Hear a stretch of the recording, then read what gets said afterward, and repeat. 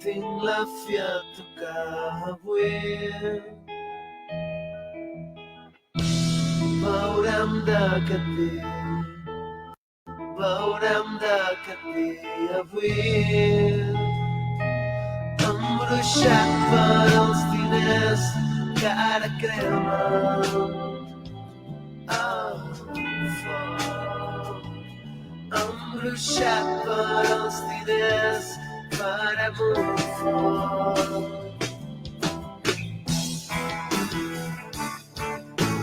Ets la llum i ets el meu matí. I ets la llum, ets el meu matí. Sense clau de foc, jugues amb el meu destí.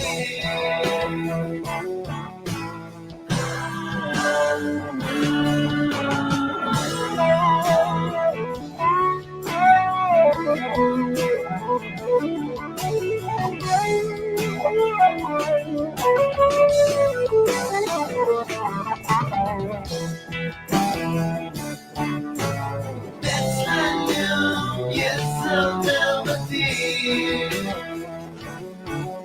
I ets la llum, ets el meu matí.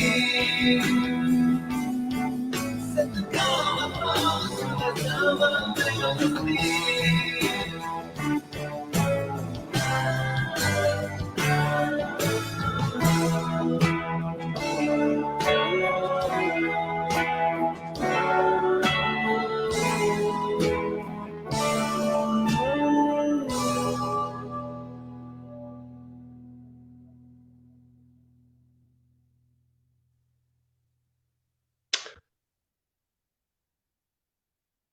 Muy buenas, de nuevo estamos en Desprograma de Radio, es la cuarta emisión y ahora recapitulándolo decíamos, ostras, ya ha pasado un mes, cuatro semanas, el tiempo corre que se las vuela, pero siempre hay una proporcionalidad, creo yo, entre el tiempo y el espacio.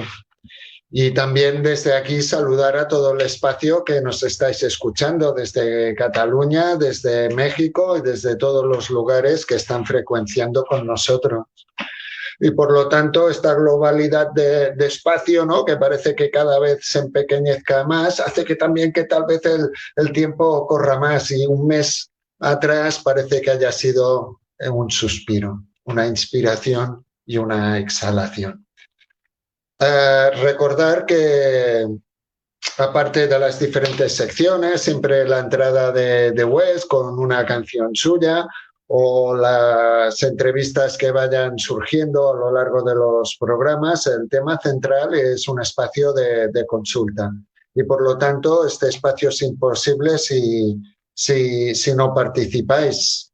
¿De qué manera? A través de un documento de audio que os dejaremos en redes un link hacia una dirección de WhatsApp donde podéis registrar en audio aquello que queráis consultar, aquello que os desarmonice de una manera mental, emocional, física, energética, conceptual, aquello que queráis consultar y que yo me atreveré, porque soy muy patillero, yo siempre me tiro al vacío, intentaré interpretar, leer una serie de cosas que demandamos y también aportar aquello que me resuena desde mi conocimiento de yoga. Lo que pedimos es el nombre completo, el lugar de nacimiento, la fecha de nacimiento, si hay algún seudónimo también a aportarlo y evidentemente la causa de la consulta. Y dicho esto, pues para muestra un botón, si puede ser, pasamos directamente a la consulta de esta semana.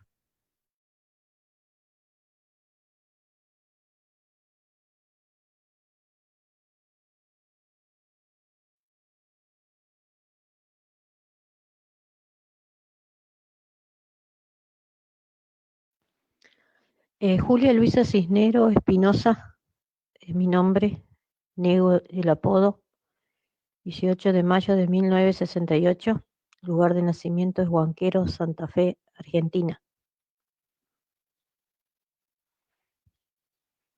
Y mi problema es, la consulta es algo emocional y mucho dolor de cuerpo y en la vesícula.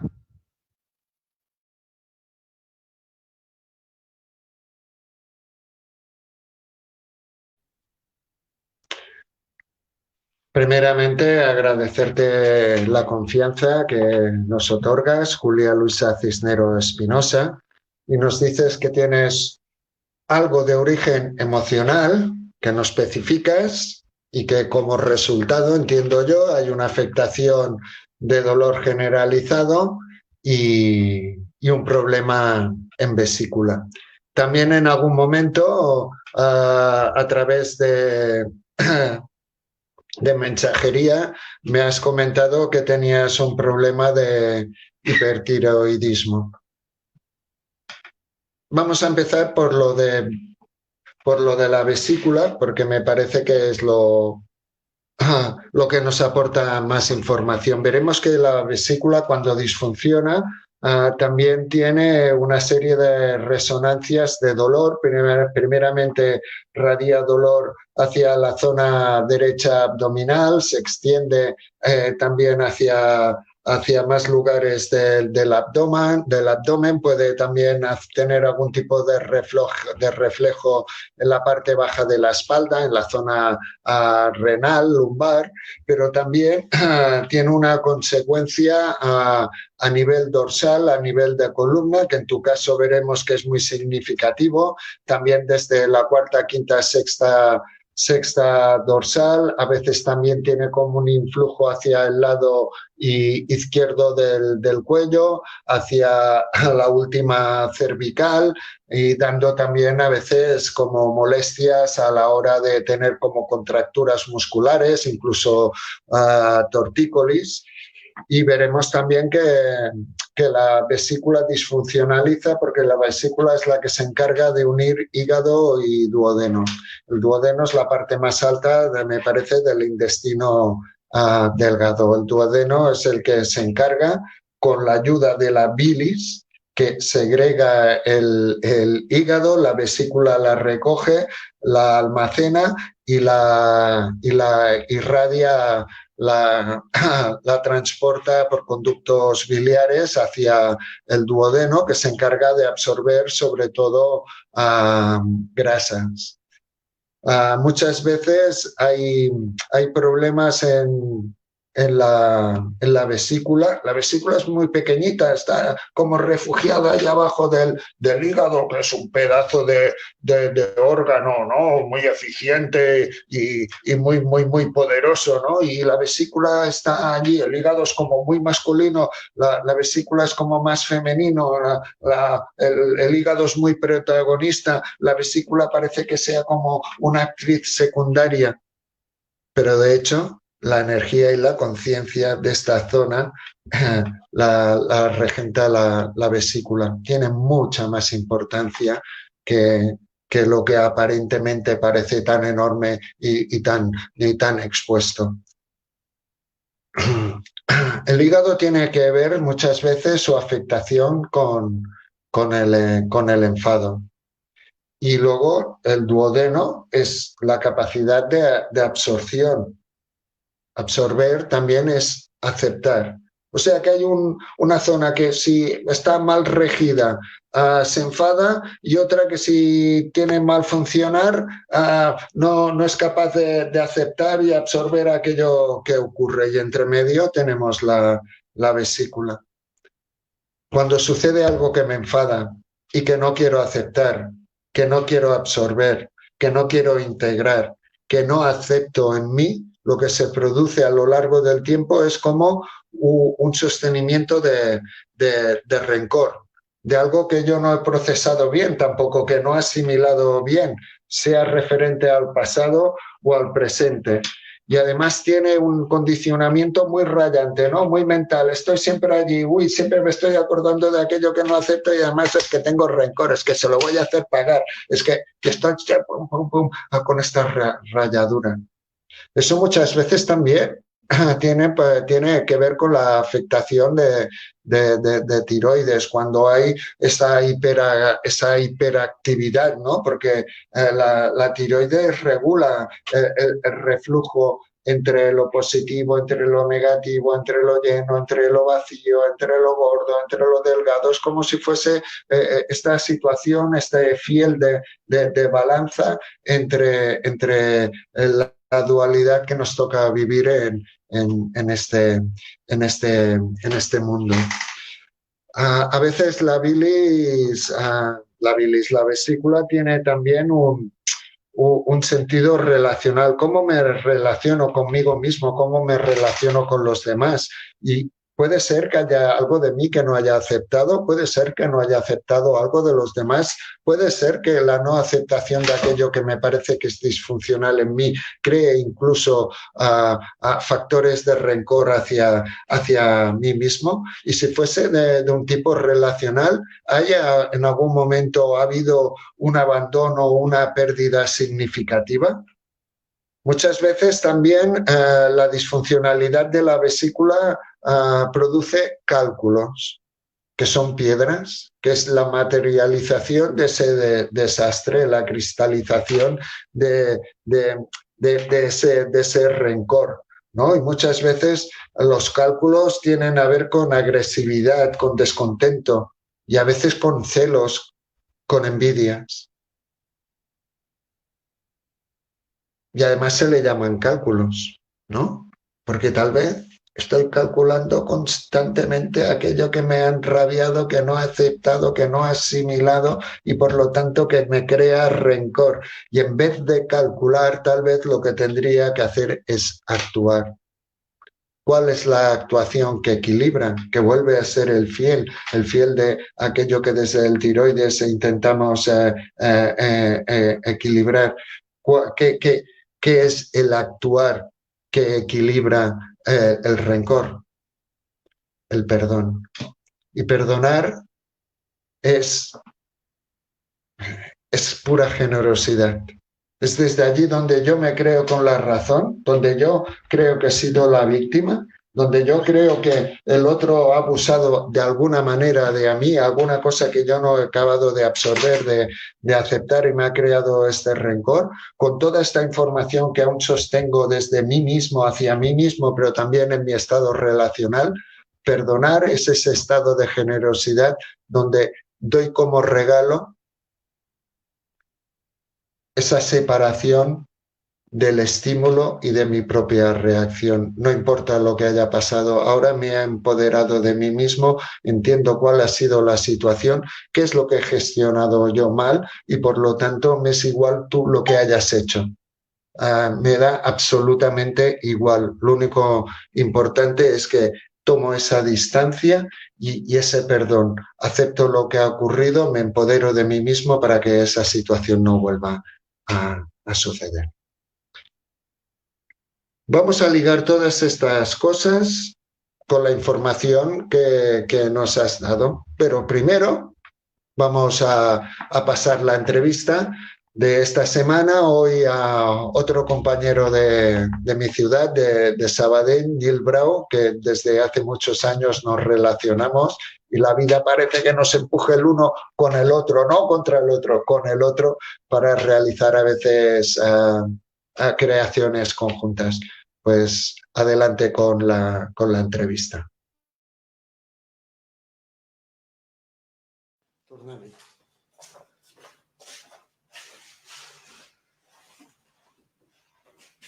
Hola, pues de nuevo estamos en esta sección que llamo entre visiones, un espacio de diálogo más que de entrevista, donde a través pues de nuestras propias visiones somos capaces de urdir finalmente un pensamiento acorde en el momento que estamos viviendo y que sería imposible sin vosotros. De una manera etérica, aunque solamente sea a través de vuestro reflejo de pensamiento, este diálogo no solamente es con el participante de cada semana, sino que vosotros también estáis de alguna manera activamente vinculados a este proceso. Estamos creando una burbuja de realidad aparte y por lo tanto dentro de esta burbuja también vosotros participáis en el diálogo. Bienvenidos y bienvenido Nil Brau, un amigo también de Sabadell. Ya iréis viendo que en Sabadell tenemos un largo número de personajes y muchos de ellos vinculados con la conciencia, la evolución y la humanidad y las humanidades. ¿Quién es Nil Brau? ¿Qué hace Nil Brau? Bueno, pues a ver, Nil Brau es el resultado de un proceso de búsqueda de una nueva identidad. Realmente no es mi nombre. Yo empecé a explorar todo el campo de la psicogenealogía. Mi nombre real es Paul y mi madre es pintora artista, ¿no? Entonces hubo un momento en que yo tenía como impulso en ser artista, en ser pintor, hasta que me di cuenta, explorando todo el campo de la psicogenealogía, que había, en mi nombre había una transferencia de un impulso que no era propio mío, sino que venía de mi madre. Entonces, si os fijáis, en el mundo del arte está lleno de Pauls, por Klee, por Cézanne, Pablo Picasso. Tenía un mandato de ser yo el artista o el pintor que mi madre no pudo desarrollar.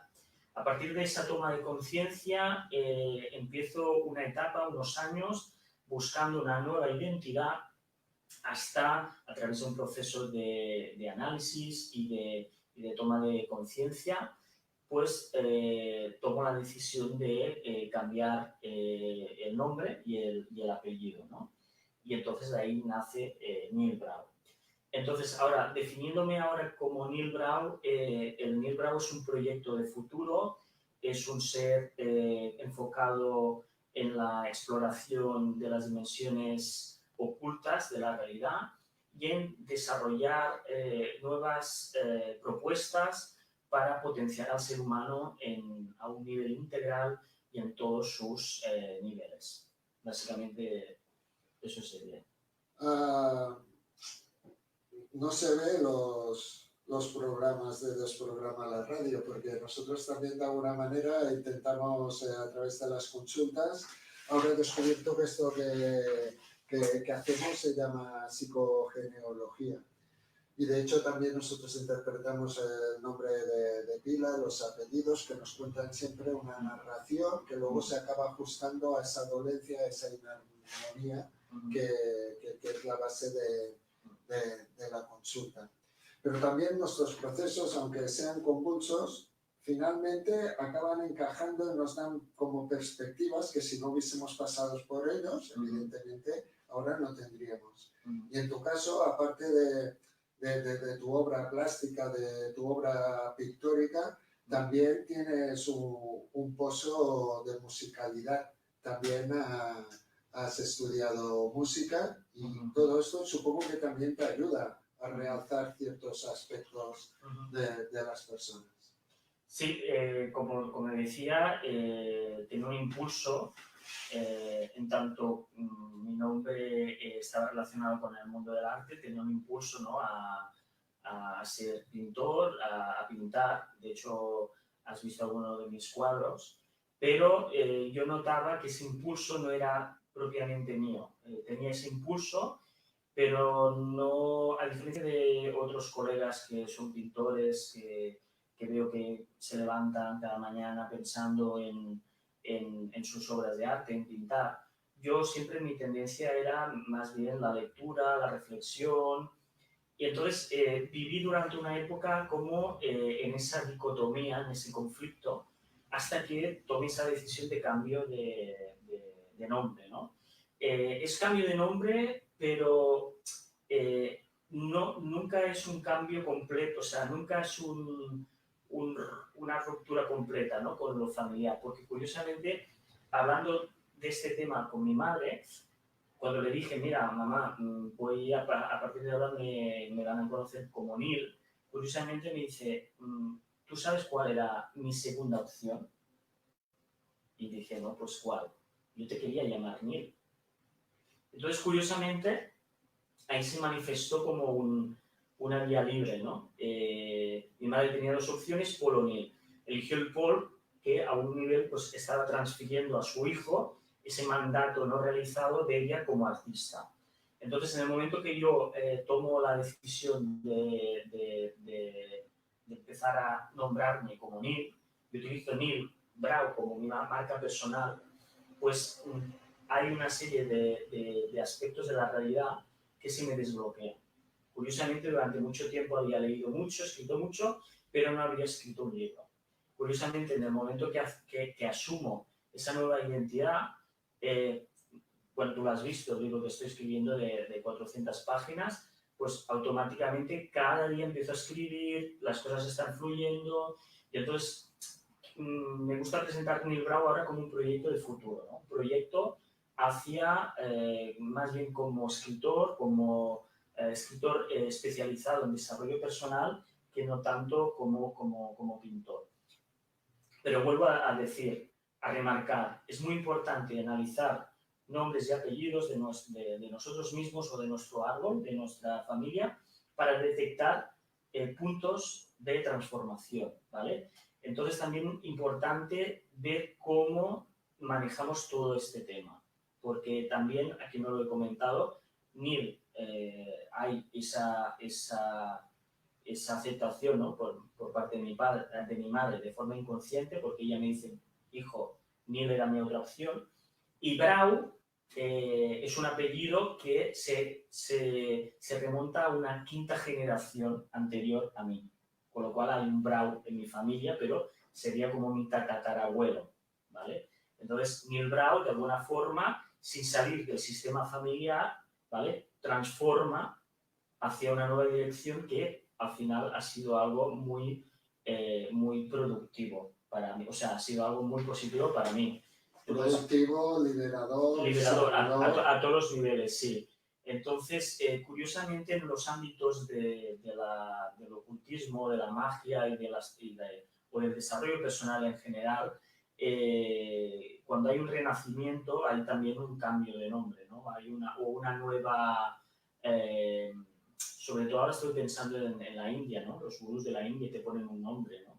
Te ponen Swami, no sé qué, no sé cuánto, ¿no? Es como en cualquier tipo de iniciación. Pero yo creo que la iniciación más importante es aquella que tú te haces a ti mismo, porque ahí es cuando tú reconoces tu esencia, tu ser, y eliges con tu libertad, eliges la nueva identidad, ¿no? Y la identidad es algo que no está fijo, o sea, yo siempre lo digo, identidad viene de identificarte, te estás identificando, entonces ser consciente en qué te estás identificando es muy importante para luego poder surcar los mares de la existencia, ¿no? Y para que las cosas vayan a tu favor, en tu contra. Normalmente cuando las cosas van en tu contra es porque hay algún elemento del árbol familiar o del nombre que no te prohíben ser quien eres, en el fondo. Bueno, podría hablar más de este tema, pero sí que es... Bueno, sí, porque es muy interesante y vemos cómo, pero que también hay como la libertad álmica, al menos desde todo el sistema experimental yógico, donde un alma viene a forjarse y a permitir hacer su misión álmica a través de un árbol genealógico, haya permanecido de alguna manera íntimamente ligado a él a través de los tiempos, a través de diferentes encarnaciones o no. Por tanto, ya no tan solo es la responsabilidad propia y del árbol genealógico, sino allí donde se entrelazan y se monta el bosque social, también es nuestra participación, es aquello que nosotros añadimos a todo conjunto social.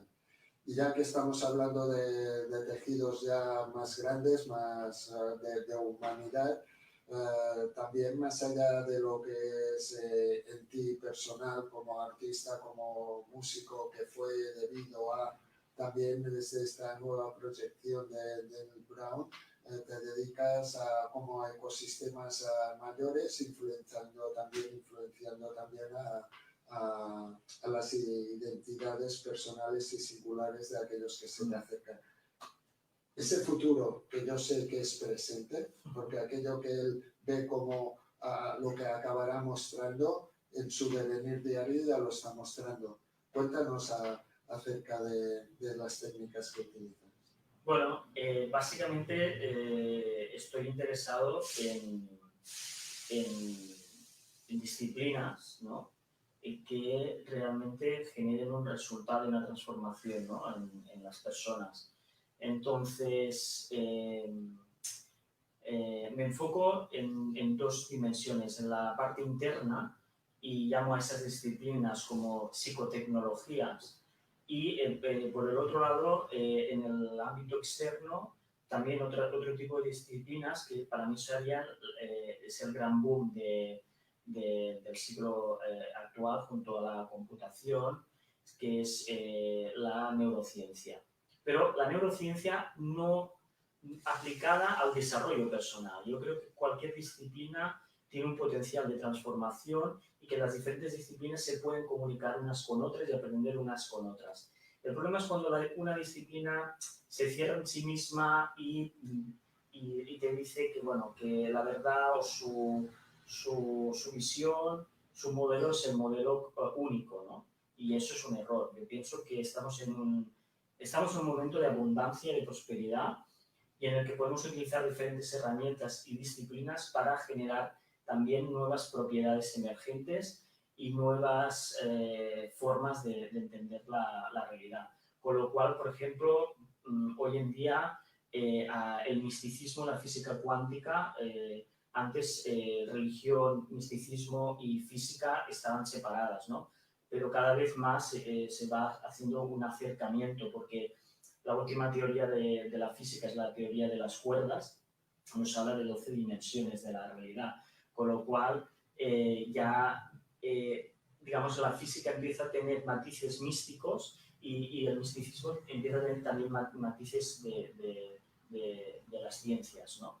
Entonces, un poco mi línea de trabajo sería ese. Por un lado, todo lo relacionado con modelos psicológicos, pero que emulan o que se inspiran en la tecnología exterior, y por el otro lado todo el tema tecnológico o tecnologías externas como las neurociencias que se inspiran en todo el tema más interno. Entonces, ¿qué más decir? Bueno, yo aprovecharía para animarte a que vuelvas a abrir todas tus redes sociales, tus páginas web, porque allí hay un trabajo súper bien hecho, súper bien estructurado, que claro, como él es tan preciso con lo suyo, porque también quiere ser útil y valioso para los demás, siempre está autoevaluándose. Y espero que finalmente se dé el aprobado, el excelente, la matrícula de honor, el cum laude, que merece todo su trabajo y pueda ser mostrado, que supongo que será en breve. Deciros que, claro, en 20 minutos no tengo tiempo para explicar estas psicotecnologías o estos modelos de neurociencia aplicado al desarrollo. Pero poco a poco lo iremos desarrollando si es que nos permite seguir. Por supuesto, y si quieren seguir, tenemos un canal de YouTube. Entonces, el proyecto se llama, lo puedo comentar, Sí, ¿no? Pero el proyecto se llama Global Neurodynamics, si podéis mirar en YouTube, ponéis Global Neurodynamics o Global Neuro, y bueno, y ahí tenemos un par de vídeos, unos 10 vídeos, donde profundizamos en estas temáticas que os he comentado, ¿no? Entonces, bueno, estamos empezando un canal y estamos también en conexión con Jordi, o sea... Sí, colaboramos en varios aspectos y supongo que no será la última vez que tendremos la oportunidad y la inmensa suerte de podernos encontrar en este espacio. También deciros que dejaremos los enlaces a sus redes, en todos también nuestros canales y medios, y nada más emplazarte de nuevo cuando tú quieras, cuando surja la ocasión. Yo siempre encantado. Cuando tengas terminado el libro, el cuando libro, lo sí. quieras presentar. Vale, sí, ¿lo he comentado lo del libro? Sí, ¿no? Bueno, no. El hecho es que estoy terminando el libro y en septiembre, octubre... ¿Va sobre resiliencia? Sí, el libro es, como os he comentado, me gusta explorar las dimensiones ocultas y el primer libro se basa en la resiliencia, ¿no? Que es la capacidad de las personas de enfrentarse a las adversidades y a pesar de ello seguir adelante, ¿no? Utilizar cualquier circunstancia pues a su favor. Y básicamente es un libro que lo que hace es eso, es buscar la parte de los detalles de lo que es las identidades resilientes y te enseña una serie de pasos, de estrategias para que puedas incrementar tu resiliencia en tu vida. Pues estaremos atentos y nada más agradecer a Neil su presencia y evidentemente a todos vosotros, vosotras. Hasta la próxima. Chao.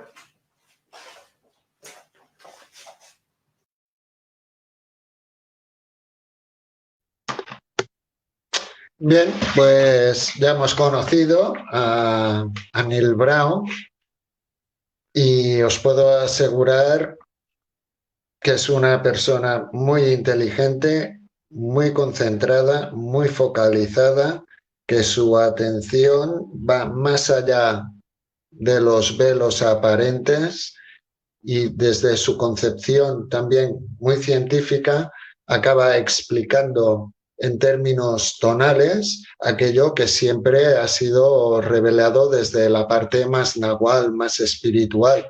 Estamos en el siglo XXI y Neil es uno de sus exponentes. Es capaz de explicar tonalmente, científicamente, aquellos procesos que nos ayudan también a desenmarañar nuestros propios desastres. Muchas gracias, Neil. Y vamos a seguir con la consulta de hoy, la consulta de Julia Luisa Cisneros Espinosa.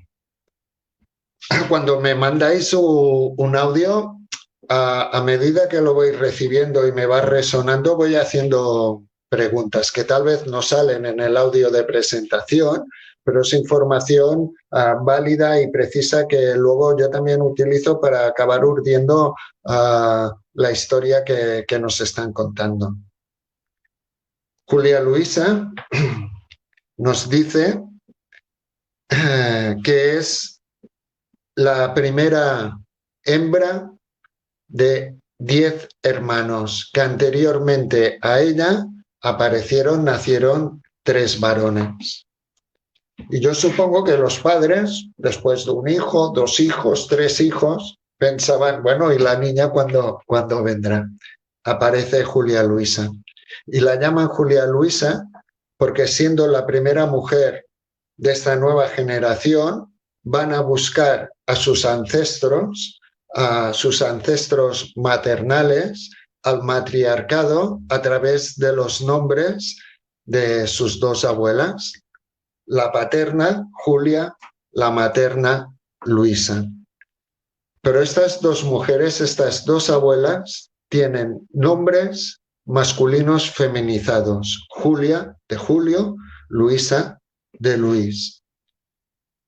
Cuando se entrelazan dos familias, se están cruzando la información de estos dos árboles genealógicos.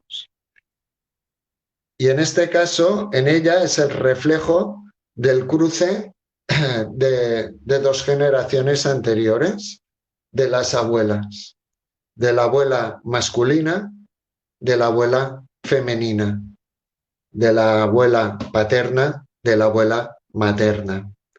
Julia. Julia es ya en sí mismo Julio en el sentido de que es el mes solar. Se le llama Julio porque Julio César, dirigente romano, intentaba encontrar la solución precisa al calendario solar y utilizó la configuración de 12 meses solares y la aplicación del año bisiesto, esa suma de un día más cada 4 años. Y por lo tanto ya es fuego en sí mismo. Es, por lo tanto, abundante y también tiene como una referencia a sedoso, a suave. O sea, que hay algo que es como muy penetrante, ¿no? Muy radiante, pero al mismo tiempo sofisticadamente amable. Es un nombre que está consagrado a Júpiter. Y dentro del panteón divino romano, Júpiter es el dios de los dioses. Y su atributo, viniendo de Zeus, de divinidad, es el rayo. El rayo vuelve a ser fuego, vuelve a ser luz. Pero además está también consagrado a atributos y a elementos animales de poder como el águila o a asentamientos arbóreos como el roble, águila y roble. Al menos aquí en Cataluña el águila en sí mismo es un animal de poder y el roble es ese árbol asentado, fuerte y también masculino, como la línea paterna de Julia. Luisa, su nombre rememora a algo que conlleva gloria, pero gloria desde la confrontación, desde la batalla, desde la guerra, pero también tiene a ver con aquello que es afamado, con aquello que es ruidoso y por lo tanto aquello que se presenta desde la esencia del vigor, de la fuerza, de la energía, del éxito. Y encontramos pues también este elemento, el rayo, que en sí mismo parece que sea mucho más insonoro, mucho más sordo a oídos, que no el ruido que conlleva el propio nombre de Luis, Luisa, que podría tener en consonancia con el rayo esa precipitación del trueno, allí donde las nubes, la energía, los iones chocan y finalmente se deshacen en ese halo de luz, en ese halo de fuego que es el rayo. Muchas veces cuando entrelazamos dos líneas familiares surgen conflictos. Y conflictos entre Julia y Luisa.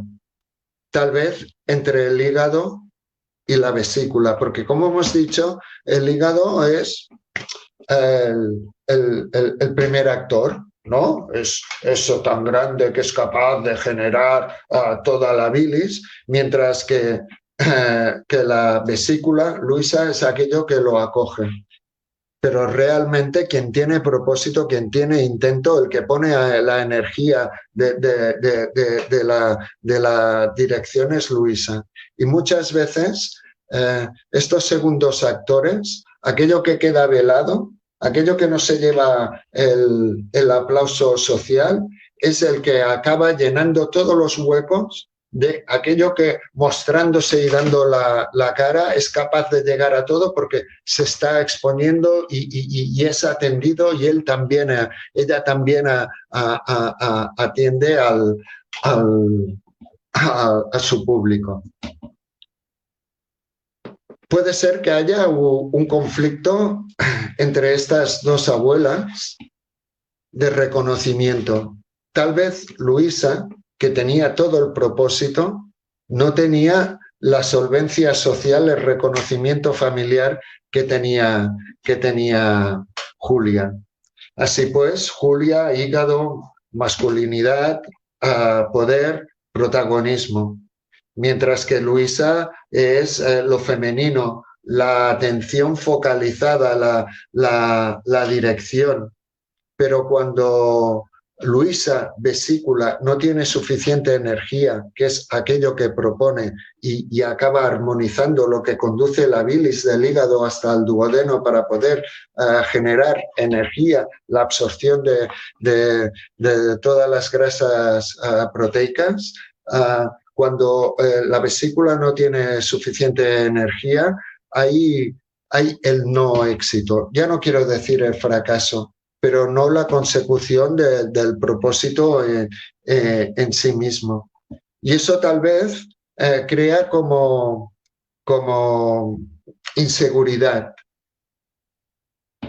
Y desde la inseguridad, lo que no aparece es el perdón. El perdón de aquello que me crea rencor, aquello que tal vez ha creado rencor entre Julia y Luisa. No es aquel distanciamiento amable que por otra parte también propone Julia, sino tal vez es el rencor que queda desde Luisa para no poder perdonarse a sí misma, la falta de la energía suficiente para ser reconocida desde todo aquello que aporta a la familia y quedarse como en un segundo plano.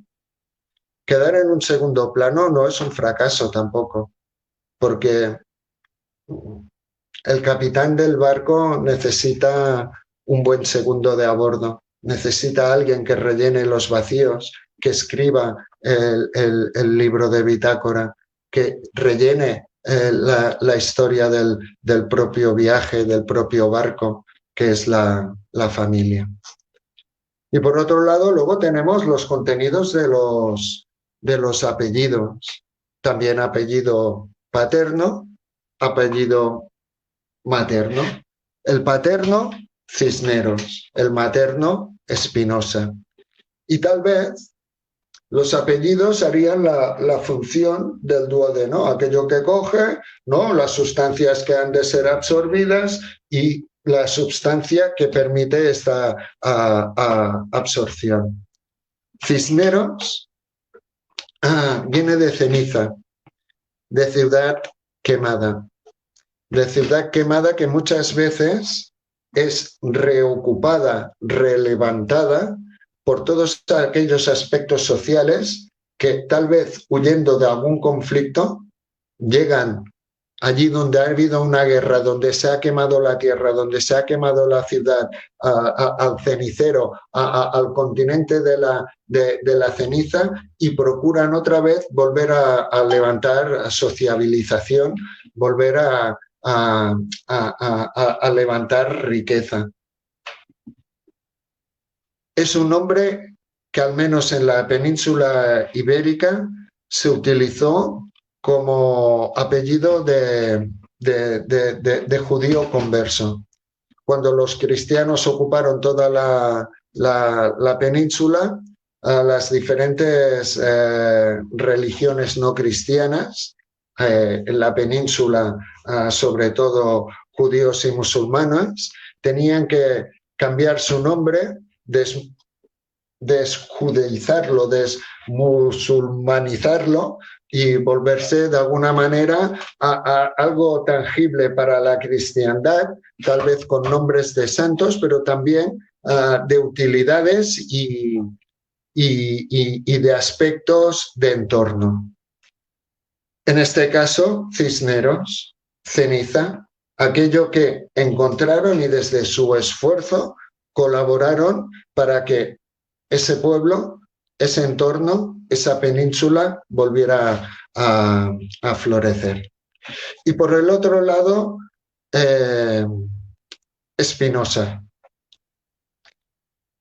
que no es Spinoso, que eso también se ajusta al lado femenino del apellido materno.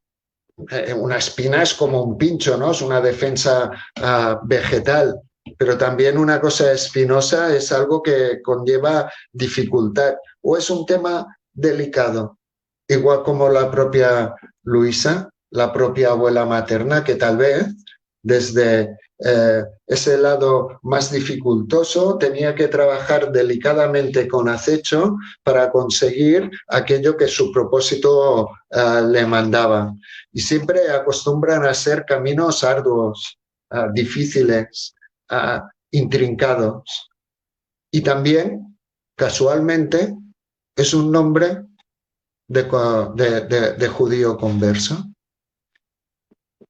Los dos apellidos han tenido que negar su identidad para proseguir el camino, para no ser eliminados, para no ser muertos, para no ser asesinados. Aceptan la restricción y la represión, cambiando su identidad, cambiando aquello que es esencial en ellos, sus apellidos, cambiándolos para poder seguir generando vida, para poder seguir generando línea genealógica, familia. Pero Spinoza también tiene un sustrato de centralidad, de espina, en nuestro caso, dorsal, pero hay otros tipos de espinas, por ejemplo, ligándolo con Julia, con aquello que es Julio César, con aquello que es romano. Las carreras de cuadrigas eran un circuito ovalado con 2 curvas y 2 rectas, pero que estaban partidas por algo que también se le llamaba espina, y es esa centralidad. En el caso del lado femenino, del lado matriarcal, Luisa y Spinoza, siempre hay esa tendencia al centraje, ¿no? Porque es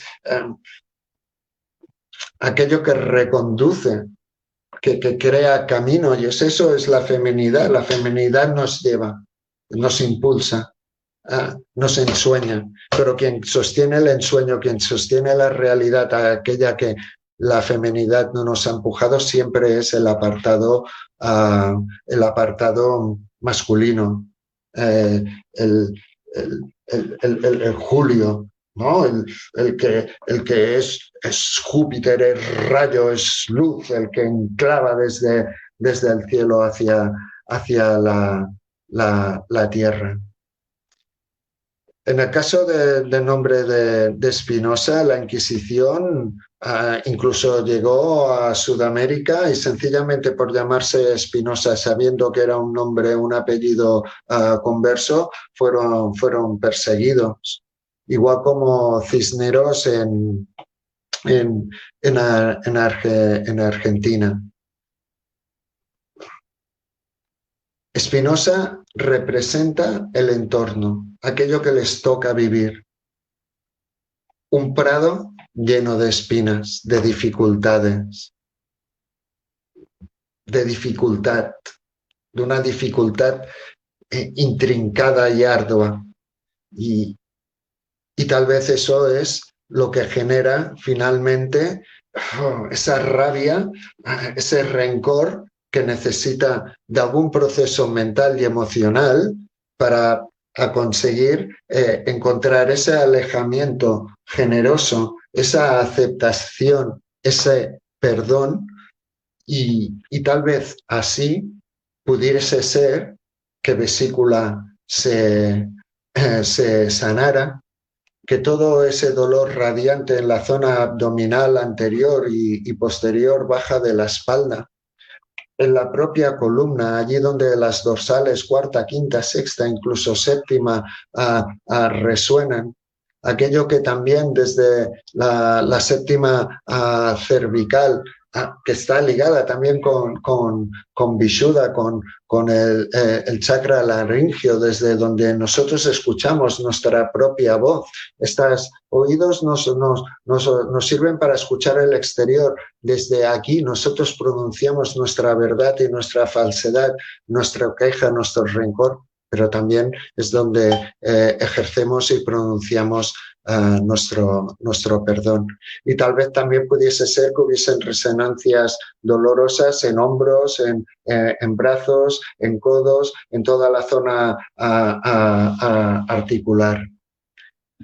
Podríamos hacer diferentes ejercicios. Primeramente uno de mental. Cada vez que me estoy quejando, cada vez que en mí hay una crítica, cada vez que estoy mostrando ese rencor a través de ese proceso, ¿no?, de rayadura, de repetición, de ruido mental, cuando me doy cuenta, intento calmarme, me focalizo en el punto corazón, bajo por el esternón y donde empiezan a separarse las costillas, lo marco con una pequeña presión. No me voy a romper el esternón con fuerza, no, solamente una pequeña presión que deja ya una resonancia, una constancia física, y desde aquí ejerzo una respiración radial cordial. Es como si tuviese la fosa nasal en el punto corazón y desde todo el ámbito, desde todo Cisneros, desde toda la ceniza de la urbe quemada, desde ese campo de espinos, pudiese inspirar, llenar también radialmente todos mis pulmones y otra vez exhalando desde el punto corazón, desde donde termina el esternón, donde empiezan a separarse las costillas, radiar hacia ese campo. Inspiro radialmente hacia adentro, lleno los pulmones y exhalo. Y no hace falta que lo hagan muchas veces. Si quiero, sí, pero solamente que lo haga 1, 2, 3 veces será suficiente para detener mi queja absurda, mi rencor ineficaz y desequilibrante. A nivel físico podríamos trabajar toda la columna, ya que Spinoza tiene que ver con la espina dorsal. Y también lo podría hacer desde la respiración abdominal. Cuando yo respiro abdominalmente, primero tengo que relajar el abdomen, dejar que el diafragma baje, crear esta sensación de plenitud abdominal, y noto que radialmente la zona abdominal, la zona costal de la cintura, la zona baja de la espalda, renal, lumbar, se ensanchan con la inspiración y se contraen con la exhalación. Eso es crear también una energía muy yang, muy masculina, muy vital, muy regenerativa, muy calórica, y estoy respirando abdominalmente, afectando sobre todo la parte baja de la columna, pero también la zona abdominal donde reside la vesícula. Cada vez que inspiro es como si abriese la vesícula, y cada vez que exhalo es como si pudiese romper los cristales de las piedras, de los cálculos biliares, y poderlos expulsar con más facilidad. Si quiero actuar a nivel dorsal, entro el abdomen siempre tenso, un poco retrotraído, facilitando la respiración pulmonar. Inspiro hacia arriba y exhalo en descenso, notando también la radialidad, la perimetralidad de toda la caja torácica, de todo el torso, sintiendo que cada inspiración hace que la columna se estire, que las vértebras, y estos son 2 vértebras, al estirarse liberen los discos intervertebrales, y aparte de crecer me estoy asentando. La inspiración me trae esa luz, esa conciencia, y la exhalación es la expulsión de aquello que me limita, de aquello que me es residual, de aquello que me es molesto, de aquello que incluso me duele. Y finalmente la zona cervical. La zona cervical podría hacer como si fuese un reloj. estos son las 6, estos son las 12. Bajo la barbilla a las 6 y empiezo a inspirar hacia un lado. Cuando llego a las 12, empiezo a exhalar. Y voy haciendo vueltas en un sentido. ¿Que hay algún punto reflejo que marque dolor? Pues me quedo en él, inspirando, exhalando, y luego sigo el camino. Inspiro, exhalo. Hago unas cuantas vueltas y luego lo tendré que reprogramar equilibrantemente hacia el otro lado. Vuelvo a hacer lo mismo hacia el otro lado. Ahora inspirando voy hacia el otro lado, hacia arriba. Cuando llego a los 12, empiezo a exhalar. Y voy haciendo todo este trabajo de liberación desde la rotación, eso sí, respetando los puntos que me duelan para quedarme allí, inspirando y exhalando, sabiendo que cada inspiración trae la luz, la resolución, y la exhalación es aquello que acaba liberando. La inspiración me trae energía, la exhalación acaba depurando. Ejercicios mentales, ejercicios físicos, que como resonancia última me traen paz y tranquilidad emocional en el momento. Ya no siento esa rabia. Es más, ese rencor se sustenta por energía totalmente impersonal. Sencillamente que haciendo un pequeño ejercicio yo pueda estar con menos ruido mental, más silencioso, y pueda sentir desde mi profundidad ese rencor, encontraré que debajo, sosteniéndolo, solamente hay una energía totalmente impersonal que yo puedo reconducir hacia otro lado, hacia ese lado generoso, ese lado de respuesta cordial y de perdón. No sé si, Julia Luisa Cisneros Espinosa, esto te ha resonado. Tal vez no tiene nada que ver con tu árbol genealógico, que seguramente algo sí que tiene que ver, y también pudiese ser algo consecuente en tu propia vida. ¿Ha habido realmente algún tema de conflicto emocional donde tú no te hayas sentido reconocida o te hayas sentido dejada al lado, hayas sido abandonada? Eso también te lo has de perdonar a ti misma. No puedes compararte con nadie. Nadie se puede comparar contigo. No hay ni mejores ni peores. Nosotros somos la expresión sincera y entera del ser que es, que se muestra en multiplicidad, en perfección. Tan perfecta eres tú como aquello que te crea celos, como cualquier competidora. No importa. Sencillamente encuéntrate a ti misma desde tu respiración, a través de entender qué función hace la vesícula, cómo está ligada a tu adeno, cómo está ligada a hígado, qué te están mostrando las piedras, por qué este hipertiroidismo que encima te hace acelerarte mentalmente y rayarte en tu propio despropósito. Porque has de encontrar el propósito de la abuela Luisa, has de encontrar toda esa energía que generaba para llevar a la familia adelante. Y desde la fuerza de Julia, la fuerza solar, la fuerza del rayo, la fuerza del águila, la fuerza del roble, poderlo materializar. Y lo vamos a dejar aquí, emplazándoos a que si queréis comunicar con nosotros y hacer cualquier consulta, así todo tiene sentido para nosotros, y agradeceros vuestra presencia. Hasta la semana próxima. Vaya todo muy bien.